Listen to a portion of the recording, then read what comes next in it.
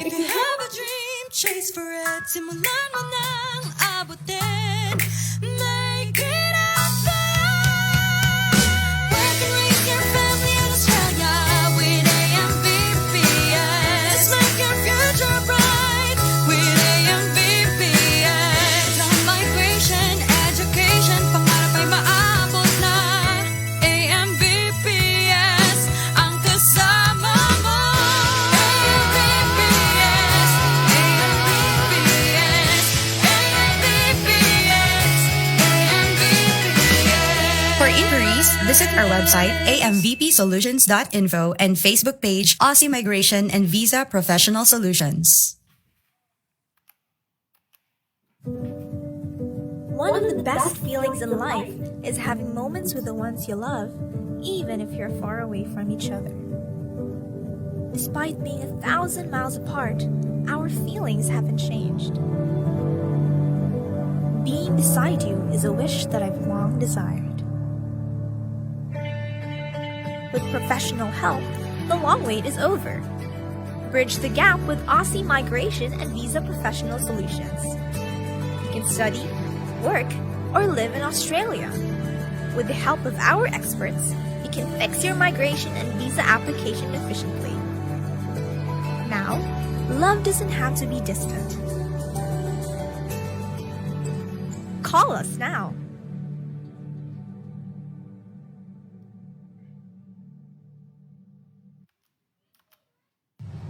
A dream. Everyone has it. Distractions are everywhere, which makes us feel far from our dreams. Now, there is a way to close that gap. With AMBPS, we can take the one less travel by, and that has made all the difference. Whether big or small, our dreams are there to take us to write our future.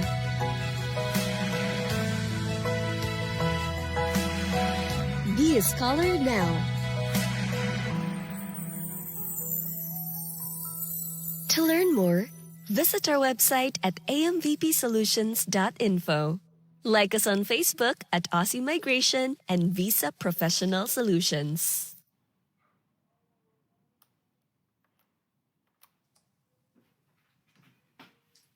Hello, everyone. Good morning. Thank you for joining today's information session. I am Edmund Galvez, and I am the registered migration agent of Aussie Migration and Visa Professional Solutions. Last information session was about partner visas, particularly spouse visas, fiancé visas, and de facto relationships. Now, there was a question last information session as to whether the spouse, the children of a student visa holder can come to Australia as well without studying. So we will be answering that question in today's information session, as we will be discussing primarily about student visa holders, the main document that the case officer will be using in assessing the applicant's circumstances, the visa conditions, and other relevant matters. So I will be sharing my screen so that you can have a good visual of what I'm going to say today.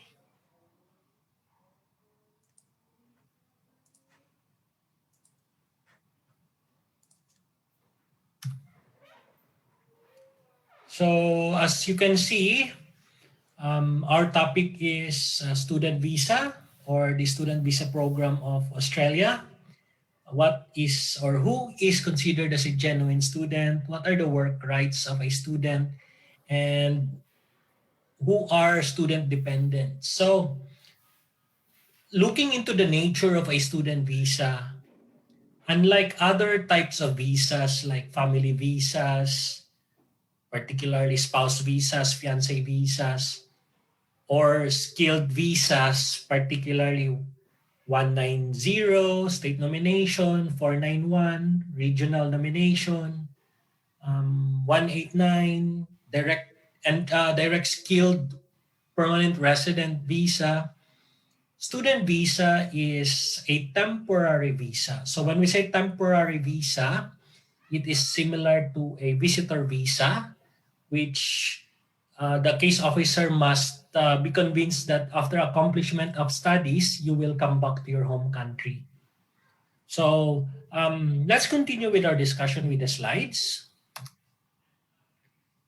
So the main document that the case officer will be using as a guide in assessing whether to grant or refuse your student visa application will be the Ministerial Direction number 69, and it is called the Assessing the Genuine Temporary Entrant Criterion for Student Visa and Student Guardian Visa applications. Now, guardian visa applications will apply if the student visa is a minor. So we will be discussing that in another or in a subsequent information session. But for today, we will be primarily focusing on student visa applications and student dependents. Okay. Now, as you can see on the slide, there are several visa conditions attached to a student visa grant. And one would be the work rights limitation. Now, we will discuss fully what are the number of hours that you may be allowed to work and what are the exceptions to that limited number of hours. Aside from the 8105 work limitation, you also have visa condition 8202 or the so-called meet course requirements condition, because you are a student visa holder and you are here in Australia to study and to accomplish your studies so that you can apply whatever you learn or whatever skill you have acquired in Australia in your home country. And also the 8501 condition, you must maintain a health insurance while you are in Australia, and you cannot apply for a visa if you don't have an insurance. And also condition 8516, maintain eligibility as a person. Another condition would be the 8517, which means the maintenance of education for dependents. Visa condition 8532, under 18 approved welfare. So if the applicant is under 18, there is a specific condition that needs to be fulfilled. And last one is the 8533, or the giving of information to the department if you change your address. Now, this is the elaboration of the visa condition 8105 or the work limitation. I will read. This condition means that you must not engage in any work before your course of study commences. So it says before. You must not engage in any work before your course of study commences. So you can see in the confirmation of enrollment when is the start of your classes. And also, you are not permitted to work more than 40 hours per fortnight. When we say fortnight, it is equivalent to 15 days. In the Philippines, we don't use the word fortnight, but in Australia, fortnight means every after 15 days. But take note that this limitation only applies when your course of study is in session. When we say in session, this is a technical term. When you are on your break, that means the course of study is not in session. Then therefore, this work rights limitation that is 40 hours per fortnight will not apply if the course of study is not in session. Okay, and I'll continue reading. Note, the 40-hour requirement does not apply if you are engaged in work that was specified as a requirement of the course when the course particulars were entered into the Commonwealth Register of Institutions and Courses for Overseas Students, and the student visa was granted for a master's degree by research or a doctoral degree. So what does that mean? That is another exemption of the general rule that you're only allowed to work for a maximum of 40 hours per fortnight. So we already discussed what is the first exception. You can work more than 40 hours per fortnight if the course of study is not in session. And second, if the course that you are studying is a master's degree by research or a doctoral degree. Now, third exception is if you are a dependent of a student who is studying master's degree by coursework. So that is also another exception of the general rule, which states that your total number of hours per fortnight is only 40. Now let's continue with the other visa conditions. Now, visa condition 8202 is the meeting of the course requirements. These conditions mean that you must be enrolled in a full-time course and satisfy the course requirements of your enrollment, including the course level, course progress, and course attendance. Now, what will happen if you did not, or if you cannot finish your course? Then the education provider will notify the department, and then the department will give you a notice of intention of cancellation of your visa. So it is very important that you finish your course, or you make a good course attendance and course progress. The course you are undertaking must be registered with the Commonwealth Register of Institutions and Courses for Overseas Students, or the so-called CRICOS. And also the course you are undertaking must give you a qualification from the Australian Qualifications Framework that is at the same level or higher level than the course mentioned in your grant letter. So you must verify whether the course that you'll be studying is registered with the Commonwealth Register of Institutions and Courses for Overseas Students. Now, question. Can a student who is under 18 study in Australia? The answer would be yes. Can a student who is still in his high school in the Philippines study in Australia? The answer would also be yes. Okay. The next visa condition is the condition 8516. It is the condition that you must continue to maintain your eligibility as a person who would satisfy the criteria for the grant of the visa. I think this is self-explanatory, so I don't need to discuss more of this. Now let's proceed with the next condition. Condition 8517 is the maintenance of the education for dependents. Now, dependents is a technical term. This means the member of the family unit of the primary student. So who are the members of the primary student? Members of the family unit of the primary student, rather. So the members of the family unit of the primary student are, number one, the partner or the spouse, and second would be the children. Now, what about the parent or the brothers and sisters or the grandparents? Will they be considered as dependent?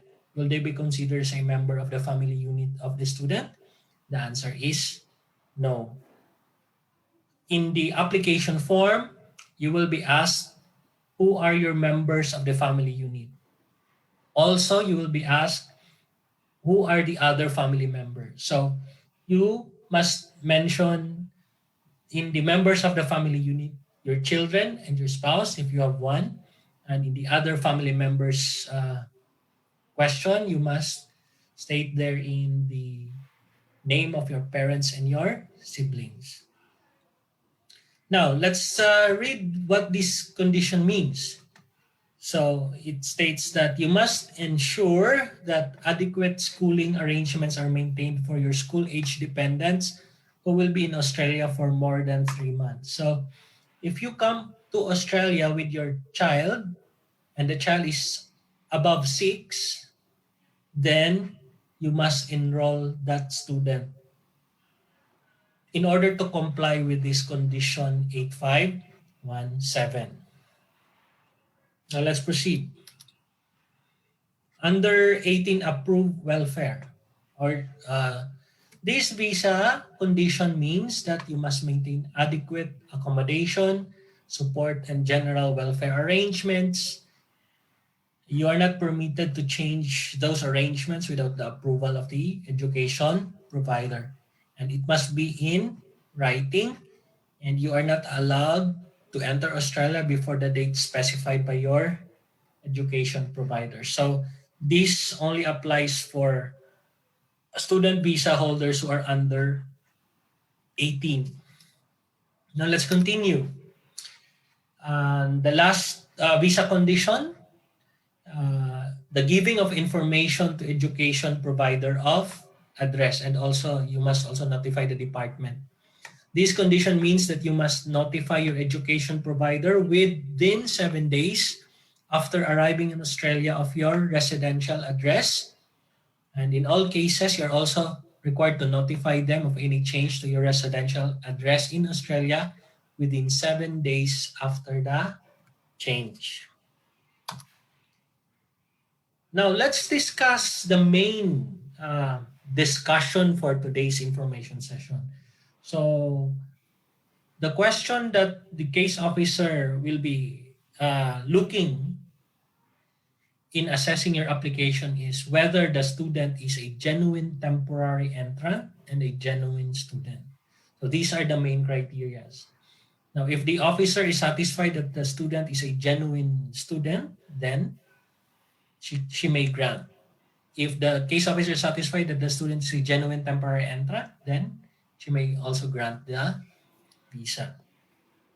Now, as I mentioned, the ministerial direction applies to the delegates performing functions or exercising powers under Section 65 of the Migration Act in relation to assessing an applicant's temporary entrant criterion for the student visa applications. Okay. Now, what is this genuine temporary entrant criterion and what does it require? So, the genuine temporary entrant criterion for student visa applications requires the minister to be satisfied that the applicant intends genuinely to stay in Australia temporarily. So take note, intends genuinely to stay in Australia temporarily. Why temporarily? Because the student visa should not be intended as a ground for you to obtain or seek permanent residency, but primarily to study, develop a skill that you can learn through an Australian qualification, and having regard to the applicant's circumstances, the applicant's immigration history, and if the applicant is a minor, the intentions of a parent, legal guardian, or spouse of the applicant, and also any other relevant matter. Okay. Decision makers in using the Ministerial Direction number 69 should not use the factors specified as a checklist. So what does this mean? It means that the case officer in deciding your application need not convince himself that all the requirements, the criteria therein should be present before she grants the visa application, because as you can see, it's mentioned here that the decision maker should not use the factors as a checklist. Decision maker should assess whether, on balance, the genuine temporary entrant criterion is satisfied. So if you analyze this in a court analysis, the student applicant must not be guilty beyond reasonable doubt, meaning the case officer is fully convinced by looking into all the criterias before she can decide. So, looking into the court analysis, it is enough that the decision maker is convinced that at least 60 or 55% in the Ministerial Direction 69, it uses the word on balance. So 50, when we say on balance, so equal. The genuine temporary entrant criterion is satisfied by considering the applicant against all factors specified and by considering any other relevant information provided by the applicant or information otherwise available to the decision maker. Now, question, can the decision maker request for additional information aside from the documents that the applicant has attached? The answer is yes. It states here that the decision makers may request additional information and further evidence from the applicant to demonstrate that they are a genuine temporary entrant. Okay, now let's proceed with the first main criteria, the applicant's circumstances. It states here that decision makers should have regard to the applicant's circumstances in their home country and the applicant's potential circumstances in Australia. So applicant's potential circumstances in their home country, the case officer or the decision maker must be convinced that after accomplishment of studies, the student applicant will come out of Australia and go back to the home country, primarily because his or her relatives is in his home or her home country. He got social connection, social ties in his home country. He's got economic ties in his or her home country. Employment opportunity, employment offer after accomplishment of studies. And what about the applicant's potential circumstances in Australia? If the case officer must be convinced that there is no other reason for the applicant to overstay in Australia after accomplishment of his or her studies, and it is surely that this student applicant will go back to his or her home country after studies. Okay, let's continue. For primary applicants of subclass 500, decision maker should have regard to the value of the course to the applicant's future. And also weight should be placed on an applicant's circumstances that indicate that the student visa or the student guardian visa is intended primarily for maintaining residence in Australia. Now, if the applicant is qualified for skilled visas, then he shouldn't apply student visa because that is contrary to the nature of a student visa. So that is why it's stated here that weight should be placed on the applicant's circumstances that indicate that the student is intended primarily for maintaining residency, because this is not the visa that fits your intention. You can apply for a skilled visa or any other type of visa that will give you residency in Australia. Okay. The applicant's circumstances in their home country. First, whether the applicant has reasonable reasons for not undertaking the study in their home country or region if a similar course is already available there. So it means that if the course that you are seeking to study in Australia is available in the Philippines, then you need not study in Australia. Second, the extent of the applicant's personal ties to their home country and whether those circumstances would serve as a significant incentive to return to their home country. So meaning, if you don't have any relatives in Australia and all of your relatives are in the Philippines and you belong to a family where it's an extended family where you live in one block together with your uncles and aunts, then that would satisfy this criteria. Another one would be economic circumstances of the applicant that would present as a significant incentive for the applicant not to return in their home country. So, or stating otherwise, if you have a job in the Philippines and your employer wants you to stay longer, and the employer believes that you need to develop more managerial skills so that you can apply it in his or her business, then that is a significant incentive to return to your home country. Okay. Other one would be the military service commitments that would present as a significant incentive for the applicant not to return.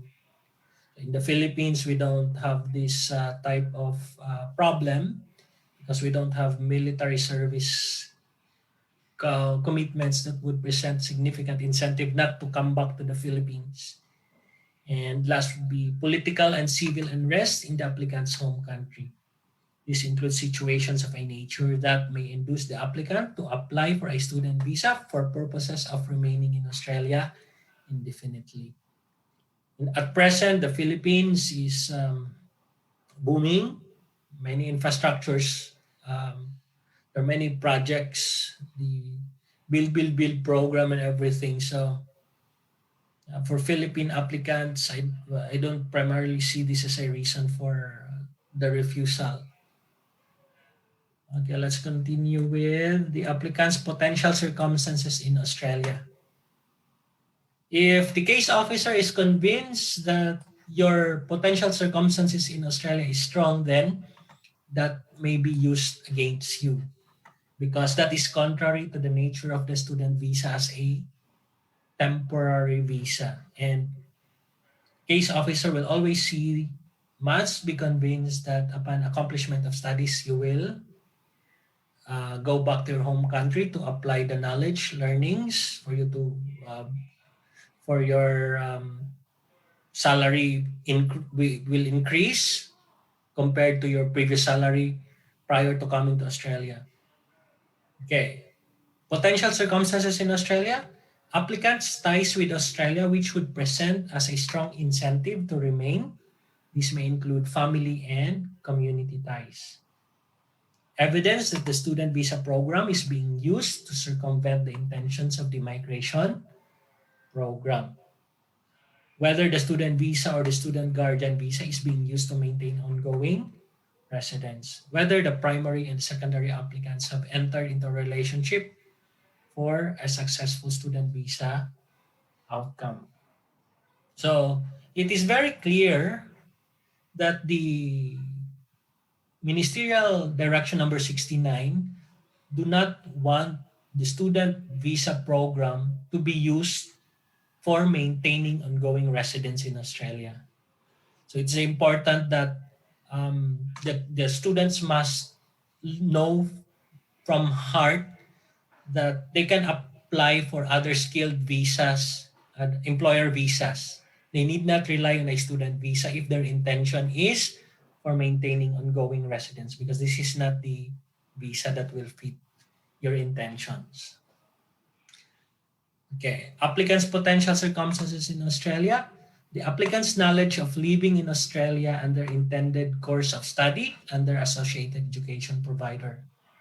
So the Ministerial Direction number 69 requires the case officer to assess whether the applicant has conducted research of what will his or her life be when he will be granted a visa inside Australia, or he will be granted an Australian student visa.